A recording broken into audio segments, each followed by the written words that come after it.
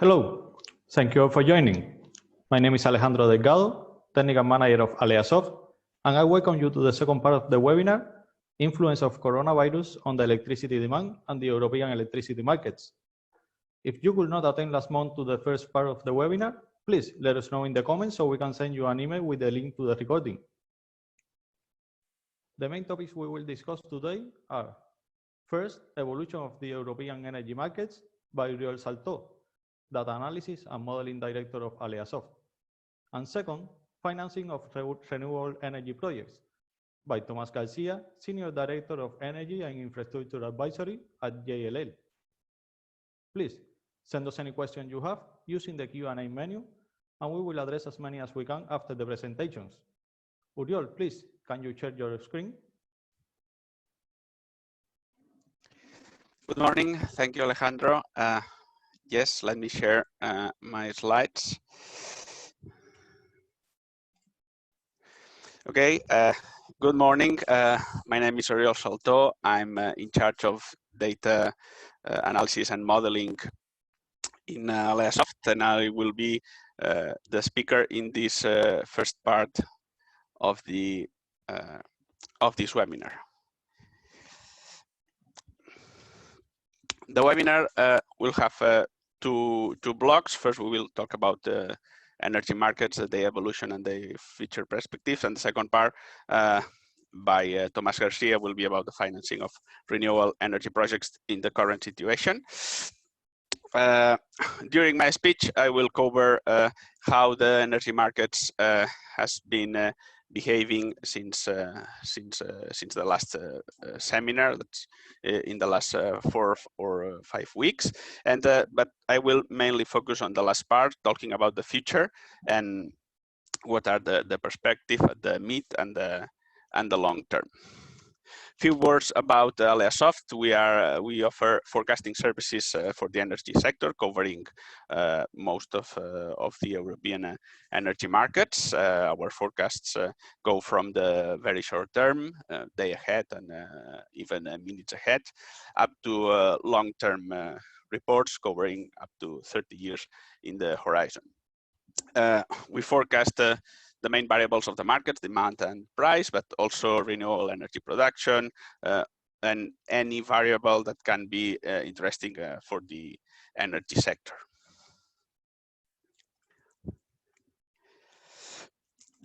Our forecasting techniques are based in Alea model. Alea model is a hybrid model developed by AleaSoft and is developed specifically for energy forecasting. It is a hybrid model that combines classical statistical techniques like regression, econometrics, time series analysis, and also new techniques like artificial neural networks and machine learning algorithms. The main strength of our methodology is that it is scientifically based. It has a robust theoretical background, and it's a methodology that works. We have been using it for more than 20 years in all the European energy markets. We started in the Iberian market, and now we cover most of the European markets. Also, the forecasts that we provide, one of the main feedbacks that we have from our clients is that they are consistent forecasts, that they are stable over time and they keep consistency after every update. What can we say about the latest developments on this COVID-19 pandemic? So basically what we are seeing in the last weeks is that the confinement restrictions, the lockdowns are being lifted in most of the European countries. So what we expect is we expect to start seeing signs of recovery in the energy demand, and that will have an impact also in energy prices. We will have a look first at the fuels, oil and gas markets and then the CO2 emission rate markets also. We start with Brent oil. Let's put it in some historical perspective. And where we are so far in 2020, we are now at the level of the prices of the lowest prices of the last 15 years. We are back to prices around 2004, 2005. What we have seen is that in the sharp drop in mid-March, mainly basically due to this COVID crisis. Since then, the demand of oil is really low. Storage is basically full. So maybe there are some signs of recovery lately, but prices are still very low. In gas markets, we are seeing the current situation is similar. We are having the lowest prices in the last 15 or 20 years. But we see that this behavior of falling prices, it's not something recent of the last weeks. Maybe we see some increased falling behavior in the last weeks, probably and mainly due to this COVID crisis and the decrease in the demand. But this falling behavior is taking place since the last quarter of 2018. And this is the behavior that also we have been seeing in electricity prices. So right now we are at the level of 5 euros per megawatt. So we have already broken this kind of price floor that we have been seeing in the last decade of around 10 euros per megawatt, and now we are reaching 5 euros per megawatt. Maybe this 5 euros is the next floor. We are still not seeing any sign of recovery. On the CO2 prices, we see that prices have fallen recently in mid-March due to this crisis, something that we will also see in the behavior of futures of electricity. They recovered. They recovered rapidly after a couple of weeks, but they are still far from the previous level, although they are still quite high compared to the recent history.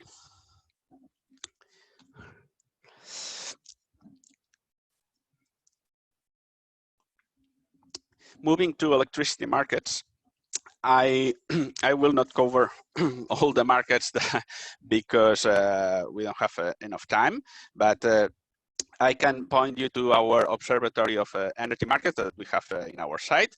We have now 12 European markets. The last one was the Irish market. We added it yesterday. And there you can follow, apart from demand and the evolution of demand and prices, we are adding more variables like temperatures, wind energy production, solar energy production, hydro production, and soon we will add also the oil market and gas market and CO2 markets also. So there you can follow the evolution. I will now just focus in two of the countries where the impact of this crisis is more clear, so we can have a clear example of what is happening. For instance, Italy, the first country with where the first country in Europe where the pandemic was really hitting hard. We see the very huge drop in the energy demand of last month, and you can see that it's clearly the lowest level of the last at least 20 years. We see how the energy dropped abruptly in the beginning of March when the lockdown in Italy began, and in the last couple of weeks, lockdown restriction are less severe, less strict, and we are start seeing, as we expected, a recovery in the electricity demand. Looking at the Italian market prices, we see also a very important drop in March, just as we saw in the electricity demand. This is obviously due to the COVID crisis, but we see that this behavior, as we saw in the gas prices, is taking place since the last quarter of 2018. So, as we still see no recovery in the electricity prices, as was the case of the gas prices. Spain is the other European market where the crisis had an important impact in the energy demand. We can see also a huge decrease in the electricity demand of the month of April, and we are back to levels of 2001, more or less. We see the sharp drop in the mid-March when the lockdown restrictions started in Spain. This very low point is the Easter week, and then we see that levels of demand are still very low. Lockdown restrictions in Spain have started being released in some regions, but the important cities are still in what we call phase 0. So still with a very strict demand. So we are still not seeing an important increase in the energy, but we expect to see it soon. Market prices are also very low. We are reaching the lowest prices, but similar prices has been seen in the last decade. So we are now at that level. Again, this falling trend is taking place since the last quarter of 2018. So we can imagine some impact of the pandemic in the last 2 weeks, but the general trend is taking place from before. And trying to have a general view of the European markets, what we are seeing here is the drop of the electricity demand with respect to the first week of March. That it's, let's say, the last week before the crisis impact. And you have for the reference the Easter week, where obviously we expect a lower demand. Then we have the next week, that it's the week of April 13th. It's more or less the common lowest week in all the energy markets. That's why we put it here. And then we have the last week. In Italy we saw that we are seeing a recovery in the demand. In Spain, we can also see a slight recovery, but then we have other markets like France, Germany, UK, where there were lockdown restrictions, but they were not so strict. So obviously we expected a decrease in the demand, but we are not seeing an important recovery as we are expecting. That's because here we are introducing the other important factor in that impact the electricity demand, that is the temperature. Seasonally, electricity demand from March to April to May is decreasing. Temperatures are now much warmer than they were at the beginning of March. So obviously we are seeing lower level of demands right now, but have to take into account that there is also an important component coming from the temperature. So in some of the markets, where the ones with most impact, like Italy and Spain, we expect some recovery.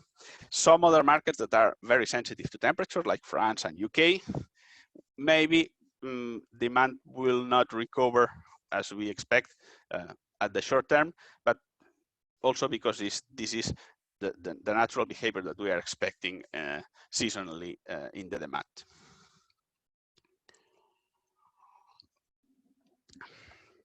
Looking at the future market to see how the markets are seeing the recovery, the recovery from this crisis.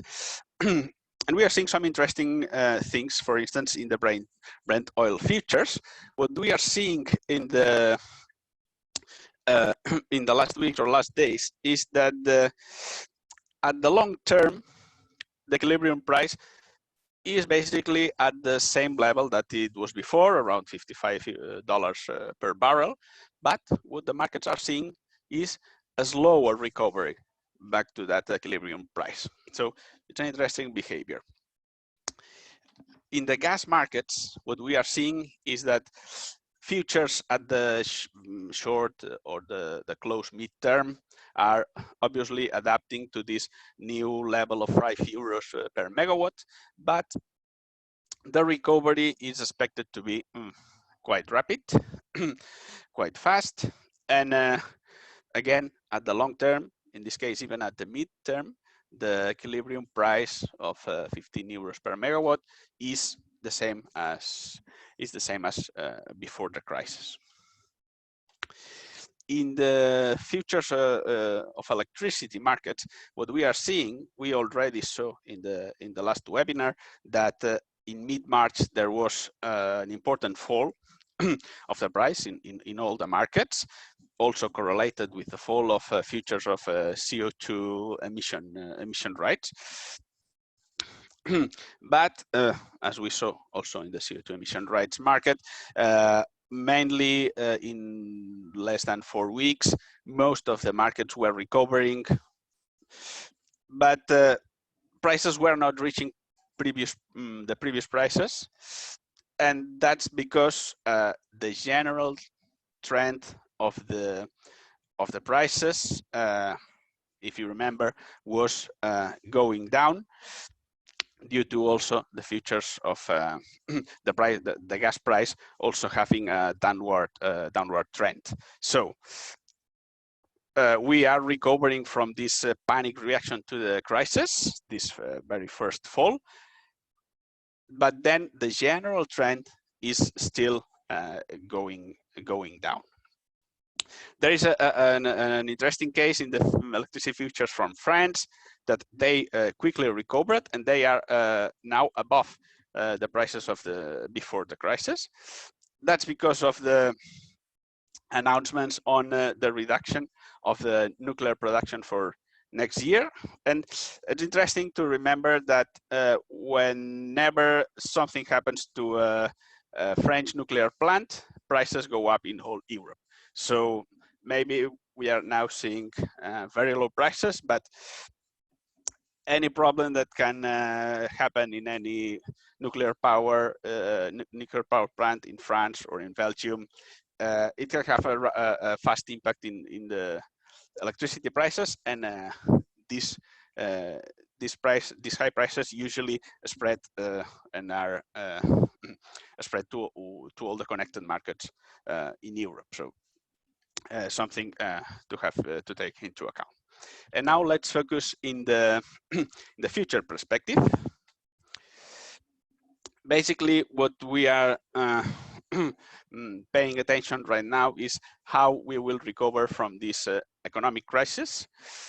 And as we saw in the last webinar, how the GDP forecasts were evolving. First, showing or predicting or foreseeing a very rapid, very fast recover. Right now, what we are seeing, the last forecast from International Monetary Fund and the European Commission, it's that for the Eurozone, we are seeing a very huge drop in the GDP in 2020, and for sure not a complete recovery by 2021. we are seeing we are getting halfway at the most. So economic recovery is expected to take several years at least. Looking at Spain, things are a bit worse. We are, the last forecast are around fall of 10% in 2020, and the recovery it's at the most 8%. So we are getting halfway at the most. If we put this forecast into perspective, we are seeing the huge drop that we are expecting for this year. If we compare it to the previous crisis of 2008, we see that in Spain it took us 5 years for the GDP to decrease by 8.5% only. Right now, we are predicting a drop of 10% just in 1 year. And this drop will be mainly in 1 quarter or in 2 quarters. So it's really a huge drop. And the recovery, as we've seen, it's still far from the previous level. So probably at least 2-3 years to get back to what were the levels before this crisis. How these projections on economic recovery impact the electricity demand forecast. These are the demand forecasts that we have been seeing in the last weeks. Before the crisis, we were expecting, after the drop in 2019, we were expecting some slight recovery, and then more or less an increasing trend in the demand. As more negative forecasts were appearing, obviously the projections on the evolution of the demand are falling down and down. Right now, we are around 7-8% fall of the demand in Spain, and a slightly recover around 3%, something like that, for 2021. So, as you can see, it will take Spain some years if we ever get back to the previous levels of electricity demand. Obviously, this is the base scenario, taking into account these economic projections and let's say average weather conditions.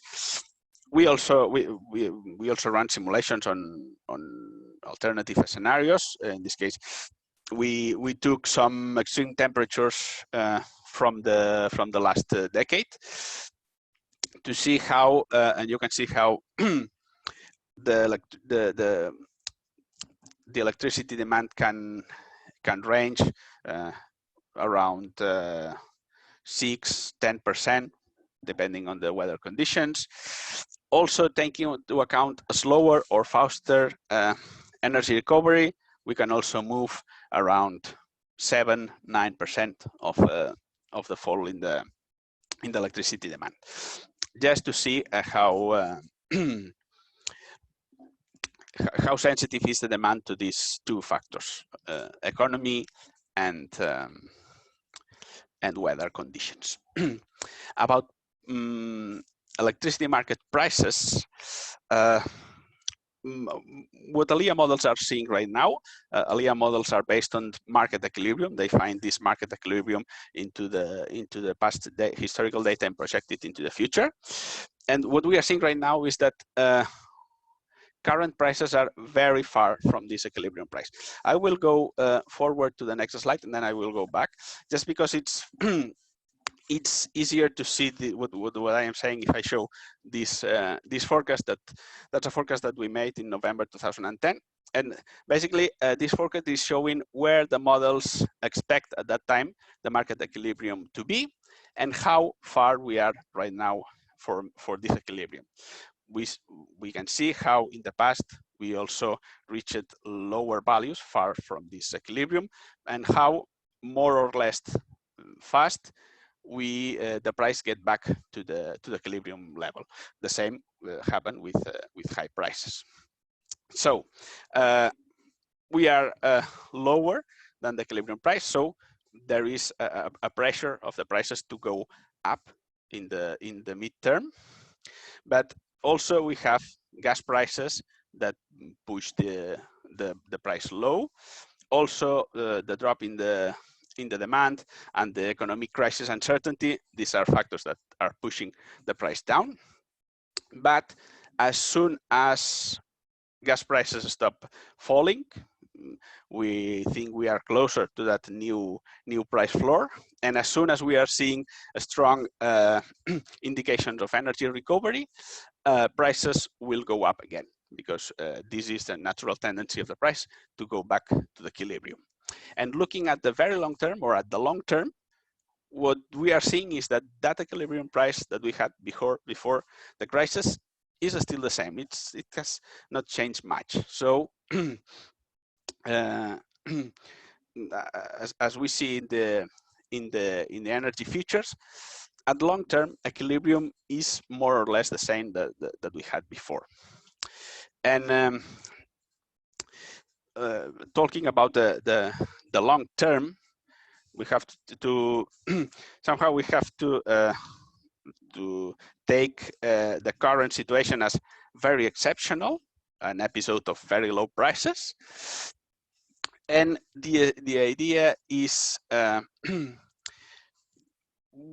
depending if we are buying or selling energy, we can take this opportunity to get interesting conditions in new contracts or buying energy, or we can protect against situations like the current one if we are trying to sell energy. So the idea is think in advance. These low price episodes can happen.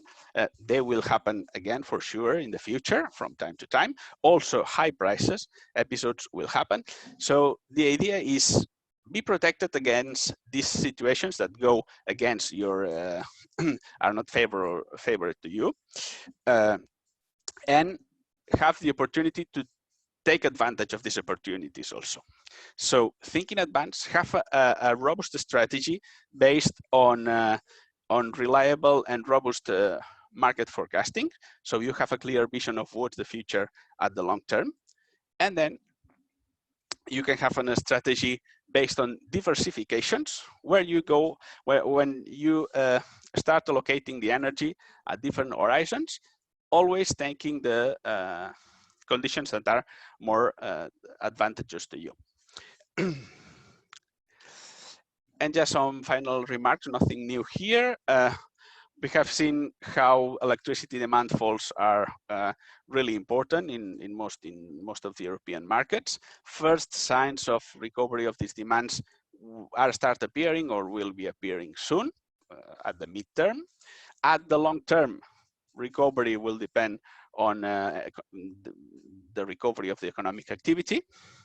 About prices, we have seen how we are very low, very far low from the market equilibrium, due mainly to the price of gas and oil, and also the electricity demand. So in the short midterm, prices will start recovering at some point. At the long term, the equilibrium price hasn't changed much. And the importance, we have seen the importance of being prepared for situations like that. Having a robust strategy, we can take the opportunity, or we can protect against, again, these episodes.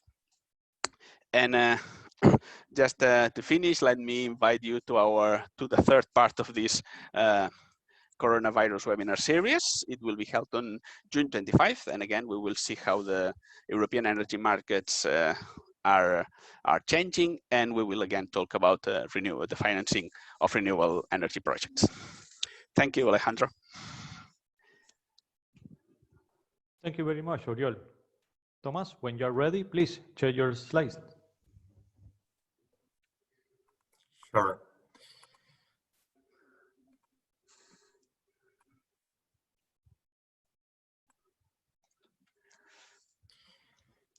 Hello, everyone. Can you hear me well? We can hear you well. Thank you. Excellent. So good morning to everyone. First of all, thank you very much to AleaSoft for giving us the opportunity to share some insights about financing projects under this COVID-19 situation. I hope everyone is well and safe. And yeah, thank you for your attention. So first of all, let me speak a few words about JLL, Energy and Infrastructure Advisory. Probably many of you do not know that we are very active in the renewable energy space as advisors. So as probably is well known, JLL is a professional services company focused on real estate. It's a very large company. We're talking about 93,000 people, almost 300 offices, 18 billion revenues last year. And within this team, there is the Energy and Infrastructure Advisory team that started about 10 years ago in the UK, and then we are expanding it to other European markets, and I am responsible to lead that function in the Iberian market.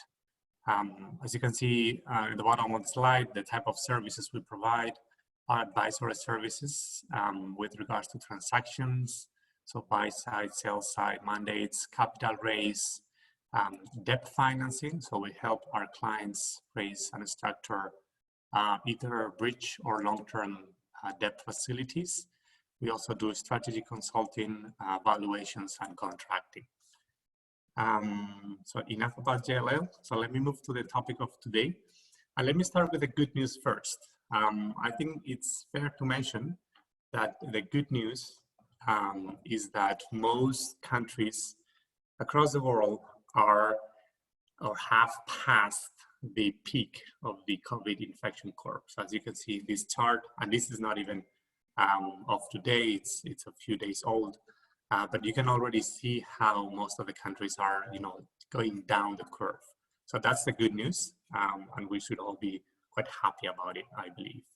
However, the COVID-19 crisis has had, as we all know, very significant impact on our lives, our economies, our behaviors. So I'm just highlighting there a few of them. As we saw, GDPs, economies across the world have really crashed by huge numbers. Of course, we expect some recovery, but the impact in terms of in economic terms is going to be huge this year. Many governments, many states are borrowing money, and that will have to be paid. So taxes will most likely go up.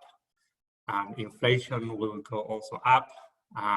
Debt costs will probably also go up just because of the uncertainty, despite the fact that interest rates are being kept by national banks very, very low or even zero. And there is this deglobalization effect as well. This crisis has probably helped us to realize how dependent we are on foreign economies, in particular with regards to China. So that will probably change as well.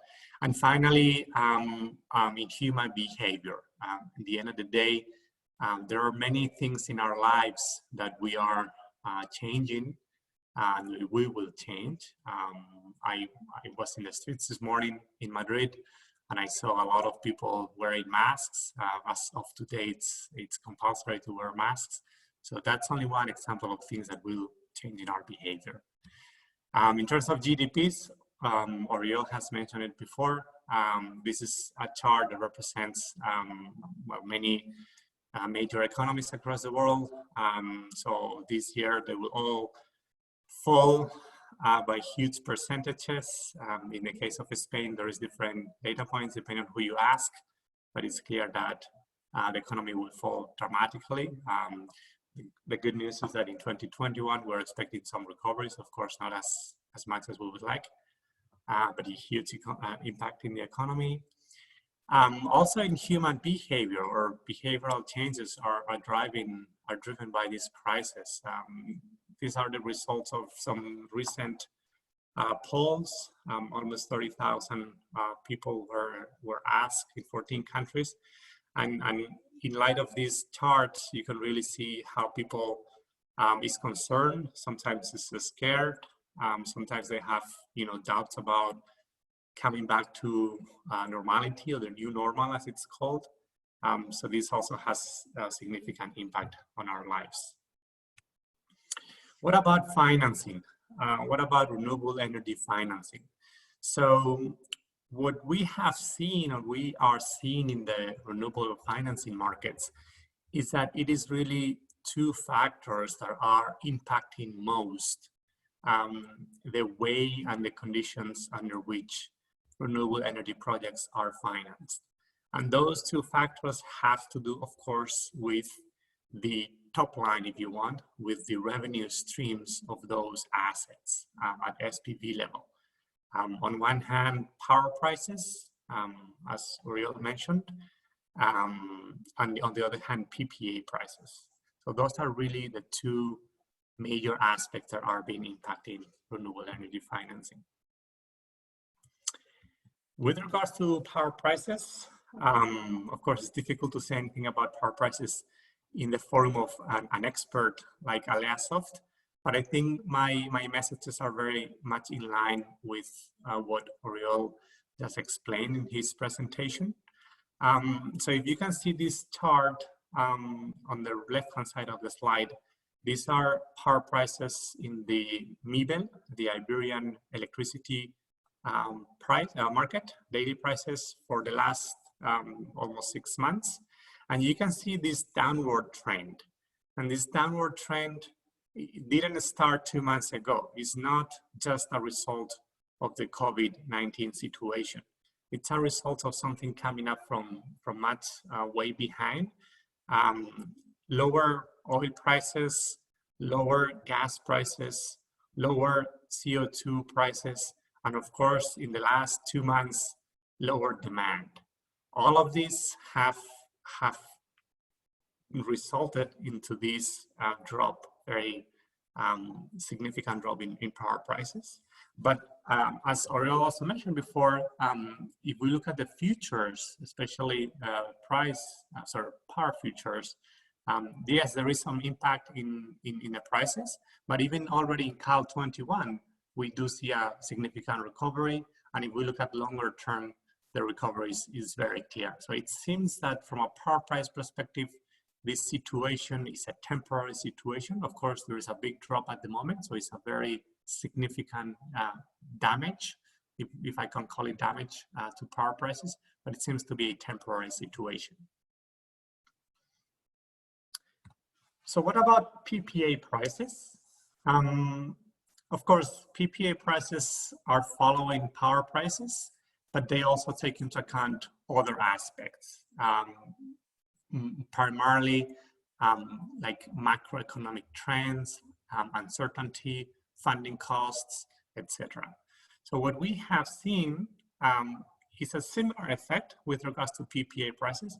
In this chart, we see this metric put together by Pexapark with regards to European power prices. And we have seen how in the last 5 or 6 months, they have also fallen quite significantly.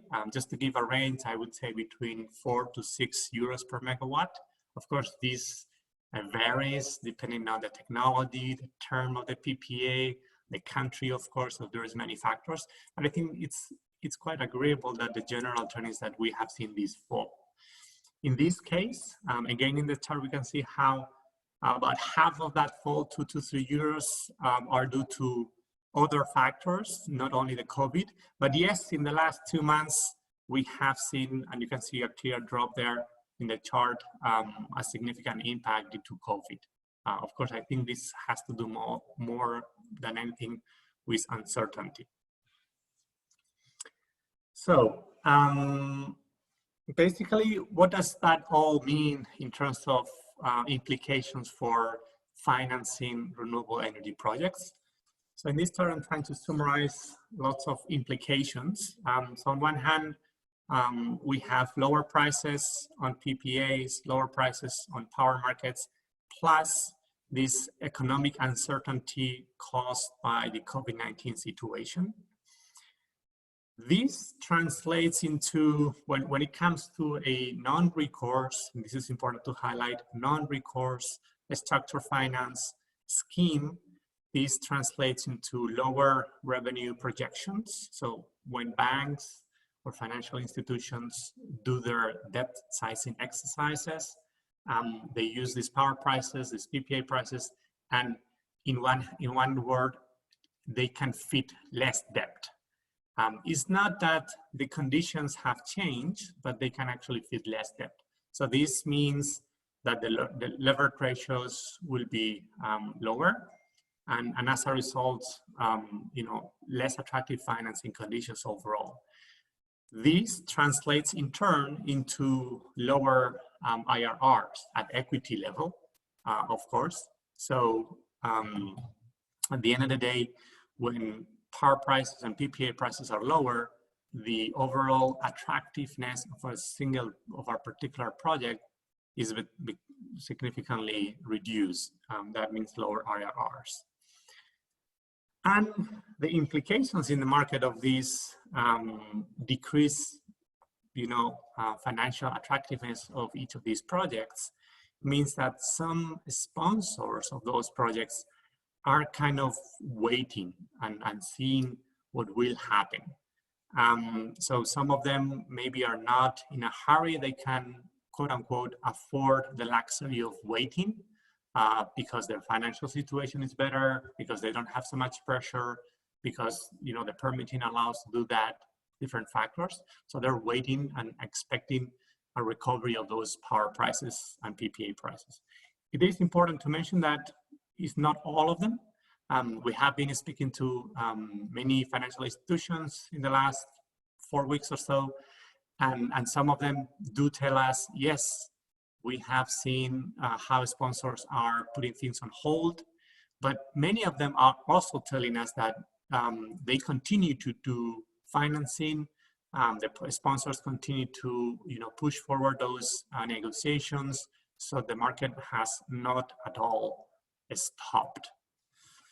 The second consequence of that is that since all of these project IRRs, either levered or unlevered in some cases, are being reduced, there is, let me use the expression, there is less fat in the game. So the overall, value and margins across the entire value chain are being reduced.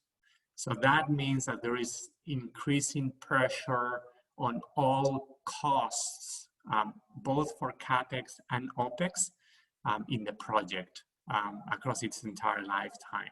So that translates into lower project development costs. So we are also seeing in Spain, for example, how the prices that we were seeing towards the end of last year for ready-to-build projects, it's difficult to see them in the market today.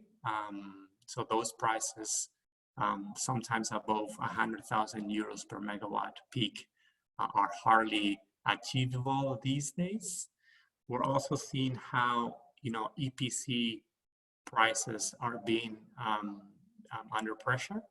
And also for O&M costs. So at the end of the day, there is less value across the entire value chain, and everyone has to kind of cope with that.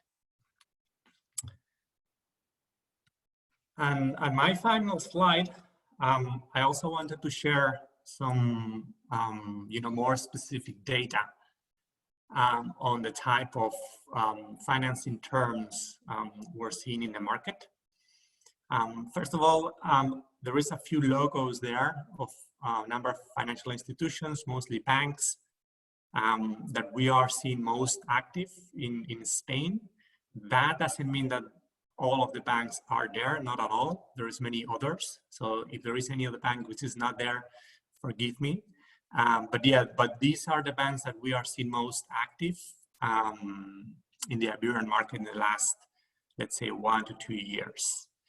And the terms that are seen here, of course, I have to say as a big caveat that this is a sort of a blend or a mix or an indication of the financing terms that we are seeing. So none of the banks will give you these financing terms, but if you look at all of them, they are in those ranges. So importantly, in terms of the asset lifetime, on top of the slide, it's interesting how some banks are considering a lifetime of 30 years for solar PV projects, whereas only 25 years for wind projects. Now that of course has certain implications. In terms of the duration of the loan, or the tenor if you want, you can see there is like 2 phases of these financing conditions. There is the phase in which the revenues are contracted, typically via a PPA. And these PPAs, as we all know, are, I mean, sometimes are longer, but they tend to be around 10 years, maybe 12 years, sometimes 15 years, although that's more rare. And then the merchant tail, the so-called the negative tail. So the negative tail ranges, but on average, I would say 3, 4, sometimes up to 5 or 6 years. In terms of the margins of the spread on top of Euribor 6 months, typically, I'm sure, I know that there's a big range here between 175 to 275 bips, and it says increasing. Importantly, most banks do not have the same spread across the entire PPA duration. This spread goes increasing, actually. So they may start with 200 the first few years, then they go to 225 the next 3 to 4 years, then they go to 250 and so on. So this goes increasing. And then of course, when the project moves into the merchant phase, there's a huge jump and the spread, the margin really goes up above 250 pips. And it can be well above that. Similar effect we see with regards to the DSCR, the debt service coverage ratio. So in the first contracted phase, we're seeing, in my view, pretty reasonable numbers around 1.1. However, again, as soon as we move into the merchant phase, that jumps into 1.3, 1.4, and even higher. Of course, it is important to mention that most banks will also consider some cash sweep mechanisms to protect themselves. In terms of debt size, again, P90 protection, so more conservative in the contracting phase, P50 protection, more aggressive in the contracted, P50 more conservative in the merchant phase.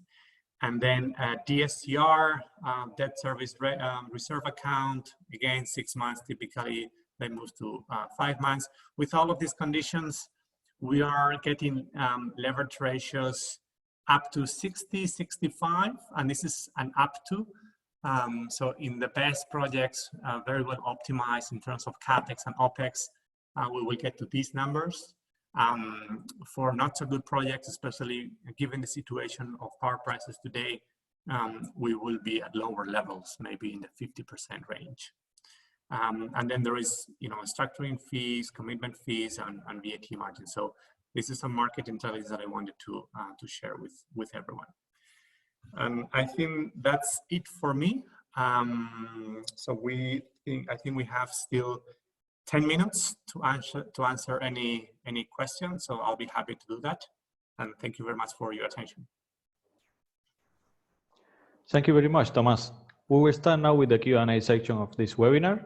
We will try to answer as many questions as possible in the time we have left. The first question is for Uriol.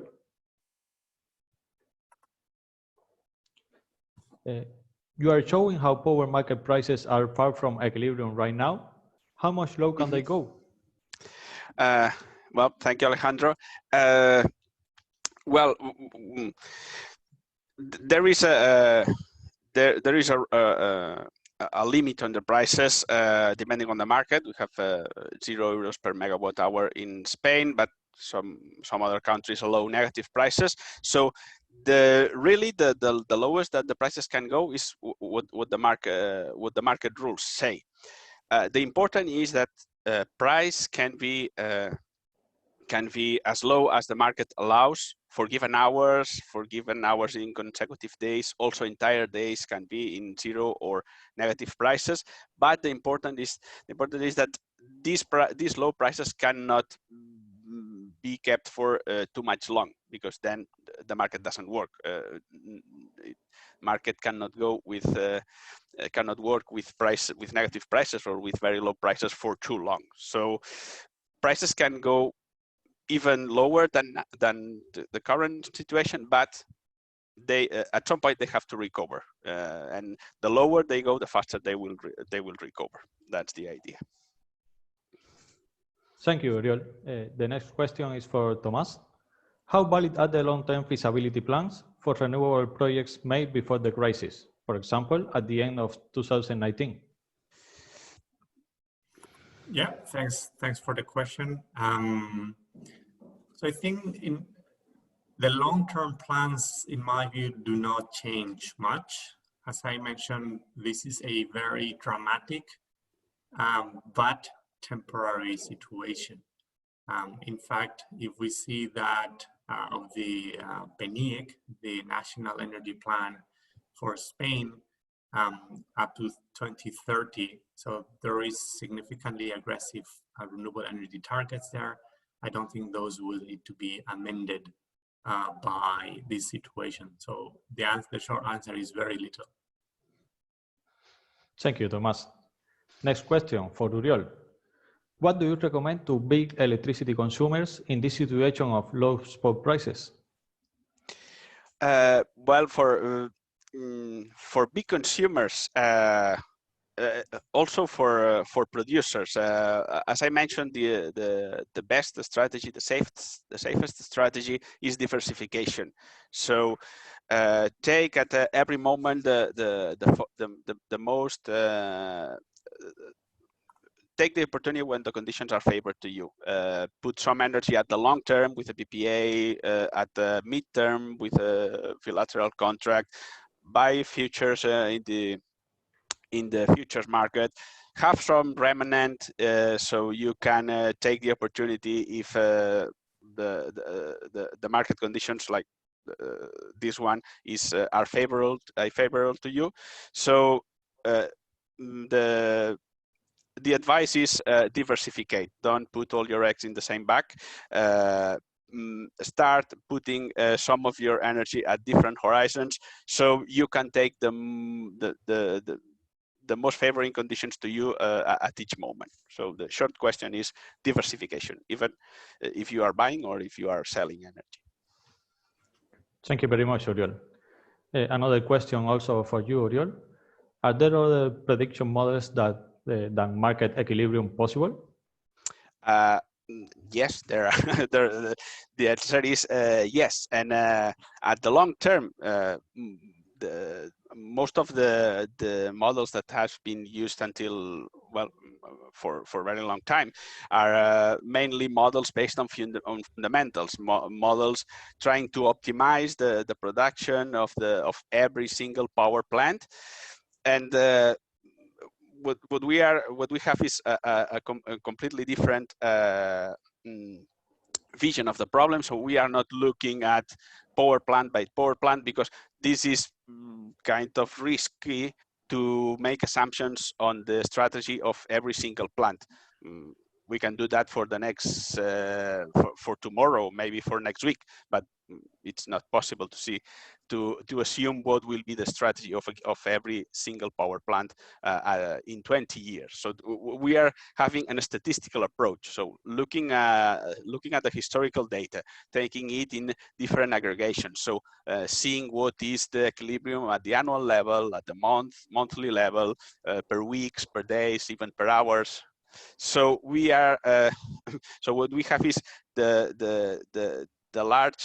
big picture of how the market is behaving in the history, and then we are applying all the factors that will impact the price in the future. So the answer is yes. But the statistical approach that we are using, looking at the market equilibrium and projecting it into the future, is at long term for sure is the most reliable and the more robust one. Thank you, Uriel. Another question, this time for Thomas. Is the cost of finance expected to remain very low? Good question. I do not know. My suspicion is that it may increase slightly. Let me qualify that. On one hand, we have seen how banks have not really significantly increased their spreads, their margins in the last 2 to 3 months because of COVID. However, it is likely that because of the higher economic uncertainty, the funding costs of banks will increase, and therefore they will have to increase as well a little bit their spreads. Maybe that's not too much, maybe 20, 30, 40 basis points, but it may increase a little bit, yes. Thank you, Thomas. Other question, this time for Uriel. What has to happen for equilibrium prices to change dramatically? As it is an equilibrium price for the market, things should be quite dramatic in order for that equilibrium to change. Basically, the market works because everybody wins. So who is selling energy and who is buying energy can cover its costs, can have revenues, so the market is working. As price goes far from this one of the two sides, it's losing money, so it cannot work. So that's why prices cannot be for too long too far from the equilibrium. For the equilibrium to change dramatically, the easiest way is change the market rules. If you change the market rules, then the equilibrium will move to a new position. But that it's not expected to change in the midterm and even at the long term, because we are talking about all the European markets connected, so they are using basically the same rules, the same market mechanism. So this is not expected to change even at the long term. Thank you, Uriel. Now a question for Thomas. Do you expect impact on pricing conditions at which PPAs are agreed? Yes, we saw it before. We have seen how PPA prices have come down.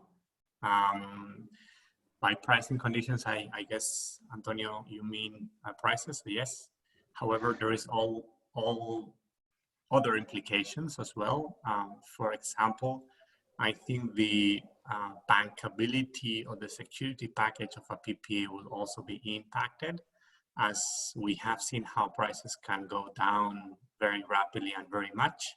I think sponsors and banks will look at the security package in terms of the guarantees from the off-taker in particular with more carefully. Thank you, Thomas. And the last question in the time we have left. Someone didn't understand why the countries that had applied light lockdowns have not recovered the energy lower demand instead of those with deep lockdown. For example, Italy are recovering in energy demand, and why? Well, that's more or less explained it. That's because obviously if you have a very strict lockdown, you have a clear impact on the demand. But as I said, the other important factor is the temperature, is weather conditions. So Italy and Spain are not so sensitive to temperature as France or UK, for instance. So combining that, you have different lockdown restrictions. The decrease in demand in France, UK, and Germany probably is mainly due to the temperature and weather conditions. So we are not expecting to see such a recovery in the energy demand. While in Italy and Spain, lockdown restrictions were more severe. So they are a little less sensitive to temperature. We are expecting to see some recovery in the electricity demand. Okay, perfect. We will answer the remaining questions directly by email. Thank you again, Oriol and Tomás, for your presentations and your answers, and the audience for joining. Have a nice day.